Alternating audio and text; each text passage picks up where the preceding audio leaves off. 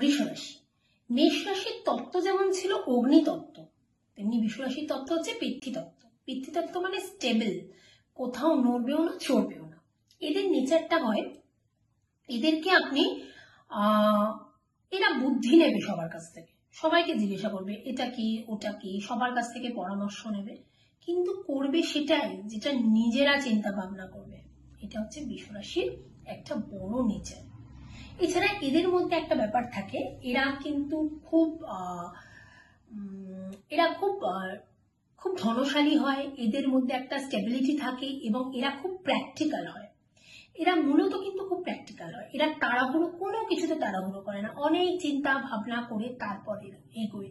অনেক বড় বড় আইডিয়া এদের মাথা থেকে আসে। এদের ধনসম্পত্তি প্রচুর থাকে, প্রচুর ধনসম্পত্তি নিয়ে কিন্তু এরা জীবনে, প্রথম জীবনে না থাকলেও শেষের জীবনে থাকে। পৃথ্বীতত্ত্ব আলটিমেট স্টেবল জায়গা, ঠিক আছে। এরা যদি রান্না করে খুব রসিয়ে রান্না করবে, এবং এরা যখন খেতে বসে দেখবেন এরা একটা তরকারি ভাত খুব একটা খেতে ভালোবাসে না, এরা একটু বেশ অনেকগুলো খাবার, অনেকগুলো পদ নিয়ে বেশ খাবে, বেশ একটু তরিজুত করে খাবার খাবে। যদি একটা খাবারও খায় সেটাকেও খুব তরিজুত করে খুব সুন্দর করে গুছিয়ে নিয়ে খেতে বসবে। তাড়াহুড়ো এদের মধ্যে একদম নেই, এরা খুব ধীরে সুস্থে চলতে ভালোবাসে। কিছুটা একটু মালিকানা নেচার এদের মধ্যে থাকে, একটু রাজকীয় নেচার কিন্তু এদের মধ্যে থাকে। পৃথ্বীতত্ত্বের, যেহেতু বৃষরাশির মানুষরা পৃথ্বীতত্ত্বের মানুষ হয়, এরা অনেক স্টেবিলিটি এদের মধ্যে থাকে এবং এরা ভালো, এরা খারাপ নয়, এরা ভালো। এবং এদের এনার্জি পয়েন্ট হচ্ছে, বাট এরা সবাইকে খুব ভালো হেল্প করতে পারে, এরা মানুষকে খুব ভালো পরামর্শ দিতে পারে। এদের এনার্জি পয়েন্ট হচ্ছে, এরা যদি আবার নেগেটিভ হয়ে যায়, এদের চন্দ্র মানে বৃষরাশিতে যদি চন্দ্র বসে থাকে, আপনার বৃষরাশি হয়, সেটা যদি নেগেটিভ হয়ে যায় তাহলে কিন্তু এরা আবার অনেক সম্পর্কে জড়িয়ে যেতে পারে। সেই জায়গাটাও বৃষরাশির ক্ষেত্রে থাকে। এরা প্রচুর সম্পর্ক এদের নষ্টও হতে পারে যদি সেটা নেগেটিভ চন্দ্র হয়। এদের এনার্জি পয়েন্ট হলো, এরা নিজেদের এনার্জিটাকে ব্যালেন্স করতে পারবে। তিরুপতি বালাজিতে গেলে এরা নিজেদের এনার্জিটাকে ব্যালেন্স করতে পারবে।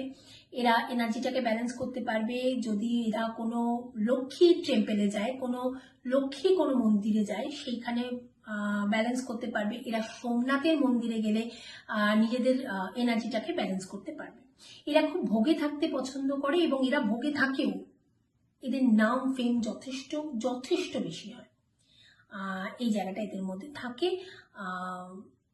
ভালো, বৃষরাশির মানুষদের নেচার ভালো হয়, কিন্তু যদি নেগেটিভ হয়ে যায় তাহলে ওটাই একটা প্রবলেম হয়। আর পজিটিভটা তো আমি বলেই দিলাম, বৃষরাশির মানুষদের ক্ষেত্রে মোটামুটি এরকমই নেচারের হয় এদের। বাকি বাকি কর্ম, এটা কর্মজীবন কিরকম হয়, অর্থনৈতিকটা বলেই দিলাম, নেচারটা আমি বললাম। বাকিটা কিন্তু একটা বিস্তর লাইভ হবে আমার পেজ থেকে, যে বৃষরাশির আলটিমেট পুরো রাশির ফলাফলটা কিরকম হয়।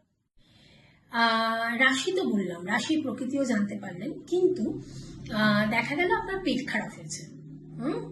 তার মানে এই রাশির যে পয়েন্ট আমি বলে দিলাম, যে এনার্জি পয়েন্ট এখানে, আপনি এখানে গিয়ে পুজো দিলে বা বারে বারে যদি আপনি এনার্জি পয়েন্টে যান তাহলে গিয়ে আপনি অনেকটা ভালো থাকতে পারবেন।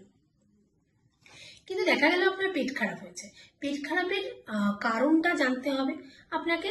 পেট খারাপের কোনো ওষুধ দেওয়া হলো, বা আপনার জ্বর হয়েছে, আপনাকে জ্বরের কোনো ওষুধ দেওয়া গেল, কিন্তু জ্বরটা আপনার বারে বারে আসছে, কোনোভাবেই জ্বরের কোনো ওষুধ খেয়ে বা পেট খারাপের কোনো ওষুধ খেয়ে আপনার সেটা কমছে না, আবার সেটা ফিরে আসছে, তাহলে সেক্ষেত্রে কিন্তু আপনার হরোস্কোপ দেখার প্রয়োজন আছে, যে আপনার জ্বরটা বা পেট খারাপটা কেন, কিসের জন্য হচ্ছে। তখন অটোমেটিক্যালি ব্লাড টেস্টটা করা দরকার। তো সেক্ষেত্রে কিন্তু নিজস্ব হরোস্কোপ বা নিজস্ব বাস্তুটা বা নিউমোলজিক্যালি আপনার ডেট অফ বার্থের একটা ক্যালকুলেশন কিন্তু লাগে।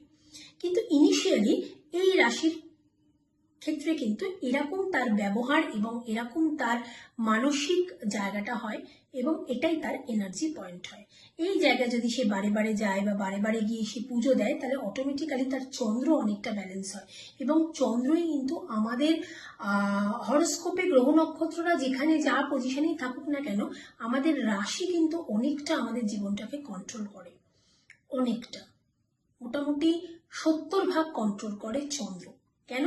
আমরা মন থেকে সবকিছু ভাবি এবং আমাদের মনে এলেই সেটাই আমাদের ব্রেনে যায়, তাই না?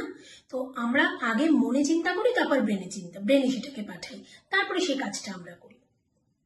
ঠিক আছে, এবার বলবেন অনেকে হয়তো ব্রেন থেকে করে, কিন্তু না, এটা সবাই মন থেকেই ভাবি, আমরা মন থেকেই ভাবি আমি ওটা খাবো, তবেই আমি ওটা খাই। আমি ব্রেন থেকে ভাবি না আমি ওটা খাবো, আমার মন থেকে তারপর ওটা ব্রেনে যায়। তো রাশির ব্যালেন্স কিন্তু করতে হবে। যখন দেখলেন করেও হলো না, তখন আপনাকে কোনো অ্যাস্ট্রোলজারের কাছে অবশ্যই যেতে হবে।